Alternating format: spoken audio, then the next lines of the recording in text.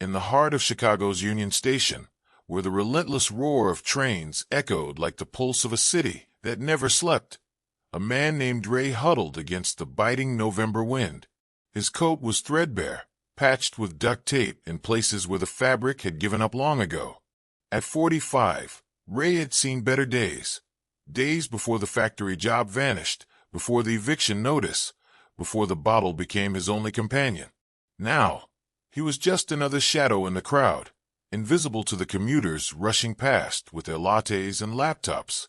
But on this fateful afternoon in 2025, as the first snowflakes dusted the platforms, Ray's life was about to collide with destiny in the form of a single, unexpected conversation.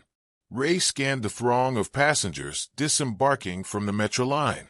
His eyes landed on a tall figure cutting through the chaos, a man in a tailored navy suit, polished Oxfords clicking against the marble floor, a leather briefcase swinging at his side like a symbol of unyielding success. He looked like the kind of guy who closed deals over steak dinners at Gibson's, the type who had a penthouse view of Lake Michigan. Ray's stomach growled. He hadn't eaten since the half sandwich a kind tourist tossed his way yesterday. Gathering his courage, he shuffled forward, cap in hand. "Spare some change, sir." "Anything helps," Ray mumbled, his voice hoarse from the cold. The businessman halted abruptly, his piercing blue eyes locking onto Ray's. Most people averted their gaze or muttered excuses, but this man didn't. He tilted his head, studying Ray as if he were a puzzle to solve. Then, with a voice as sharp as his suit, he said, "You're always asking, but do you ever give anything in return?" Ray blinked, caught off guard. He'd heard rejections before, cruel ones even, but this felt like a gut punch wrapped in philosophy. "Sir, I'm homeless. I got nothing to give. I'm just trying to survive out here." The man adjusted his tie, unfazed. "I'm a businessman. Name's Harlon Brooks. I built my company from a garage startup to a multi-million-dollar logistics firm. And let me tell you, the world doesn't run on handouts. It's about value exchange. If you don't give anything, you can't expect to receive anything either. That's just how it works in business and life." He glanced at his Rolex. "Train's leaving. Think about it." With that, Harlan boarded the express to the suburbs, the doors hissing shut behind him. Ray stood there, frozen amid the swirling crowd, the words reverberating like the departing train's rumble. "If you don't give anything, you can't expect to receive anything." Hurt bubbled up inside him, anger at the arrogance, shame at his own desperation. Who was this suit to lecture him? But as the afternoon faded into evening, and Ray trudged to his usual spot under the viaduct, those words gnawed at him. He stared at the graffiti-covered walls, the discarded wrappers fluttering in the wind. "I have nothing," he whispered to the empty night. "But is there truly nothing I can give?" Sleep evaded him that night, the cold seeping into his bones like a persistent doubt. By dawn, as the first light pierced the skyline, Ray wandered to the small patch of green near the station, a forgotten strip of park where weeds and wildflowers fought for survival against the urban sprawl. Amid the dandelions and daisies, a cluster of vibrant purple asters caught his eye. They were simple, wild things, but in the gray of the city, they shone like hidden treasures. An idea flickered to life in his mind, fragile as a flame in the wind. "What if I give these to the people who help me?" With trembling hands, he plucked a handful, careful not to crush them. Back at the station, the morning rush was in full swing, businessfolk in power suits, students with backpacks, families hauling luggage. Ray positioned himself near platform 12, his usual haunt. When a young woman in scrubs dropped $1 into his cup, he hesitated, then extended a flower. "Here, ma'am. For you. Thanks for the kindness." She paused, her tired eyes widening in surprise. "For me? Really?" A smile broke through her fatigue. "This is sweet. Made my shift a little brighter." She tucked it into her pocket and hurried on, but not before snapping a quick photo on her phone. Emboldened, Ray tried again. A burly construction worker tossed in some quarters. Ray handed him a daisy. "What's this for?" The man grumbled, but his gruff exterior cracked into a chuckle. "Haven't gotten flowers since my wedding." "Thanks, buddy."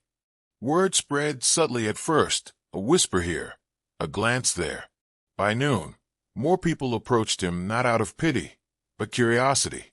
"Heard about the flower guy," a tourist said, slipping him a $5. In return, Ray offered a small bundle tied with a twist of string he'd scavenged. That day, Ray collected more than usual, not just coins, but smiles, conversations, even a hot coffee from a vendor who'd seen the exchange. As the sun dipped low, he counted his earnings, enough for a proper meal at the corner diner. But more than the money, it was the spark in people's eyes that lingered. For the first time in years, Ray felt seen, not as a beggar, but as someone who contributed, however small. The routine evolved quickly. Each morning, Ray foraged for more flowers, venturing to nearby alleys and parks. He learned which blooms lasted longest in the cold, how to arrange them for appeal. Passengers began seeking him out. "Got any roses today?" a businessman asked one frosty morning. Ray didn't, but the question planted another seed. With his growing savings, he visited a wholesale flower market on the city's edge, using a borrowed library card to research suppliers online at the public terminal. His first purchase, a dozen bundles of mixed blooms for $20. Back at the station, he set up a makeshift stand from an old milk crate. No prices listed. He let people give what they felt. "It's about the exchange," he'd say, echoing Harlan's words without realizing it. A college kid bought one for his girlfriend. A stressed mom took a bouquet to brighten her kitchen. Social media amplified the magic. Hashtags like #ChicagoFlowerGuy trended locally on X and Instagram. Posts showed Ray's weathered face beaming as he handed over petals, captions reading, "This homeless hero turned kindness into art. #PayItForward." Weeks blurred into months. Ray's earnings climbed steadily. He ditched the viaduct for a shelter bed, then a cheap motel room. Clean-shaven and showered, he invested in a pushcart from a thrift store, painting it bright yellow with Ray's blooms in bold letters. He expanded his inventory, sunflowers for summer vibes, poinsettias as holidays approached. Local businesses noticed. A coffee shop ordered weekly arrangements for their tables. A nearby office wanted centerpieces for meetings. Ray learned the basics of bookkeeping on his second-hand smartphone, tracking sales and reinvesting profits. But transformation wasn't just external. Inside, Ray wrestled with old demons. Nights alone, he'd stare at the ceiling, remembering the bottle's pull. "You gave me an idea," he'd mutter, crediting Harlan in his thoughts. Therapy sessions at a free clinic helped. Group meetings reminded him that recovery was a daily give and take.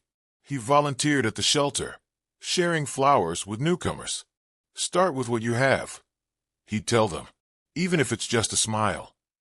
6 months after that pivotal encounter, on a crisp May morning in 2026, Ray stood on the same platform, but everything had changed. He wore a neat gray suit, bought with bouquet sales, paired with sturdy boots and a tie patterned with tiny florals. His pushcart had evolved into a mobile kiosk, complete with a card reader for digital payments. He was en route to Naperville, a suburb where he'd secured a pop-up spot at a farmer's market, expanding his fledgling business beyond the station. As he waited for the train, a familiar silhouette caught his eye. Harlon Brooks, briefcase in hand, scrolling his phone. Ray's heart raced. He straightened his posture and approached. "Excuse me, sir. Do you remember me?" Harlan looked up, brow furrowed. "Sorry, have we met? I meet a lot of people in my line of work." Ray chuckled softly, his voice steady now. "We've crossed paths twice before. First time, I was the guy in rags asking for change right here on this platform. You told me I needed to give something first, value exchange. You called it. Second time, I handed you a wildflower after you dropped a buck in my cup. Didn't say much then, but it stuck. Today makes 3, and I'm not begging anymore. I'm Ray Thompson, owner of Ray's Blooms. This suit, paid for by petals and persistence." Harlan's eyes widened in recognition, his professional mask cracking into genuine astonishment. No way, the flower guy. I've seen the posts online. That's you. Incredible. I remember that conversation. Didn't think it'd stick like that. Ray nodded, extending a hand. You didn't just brush me off.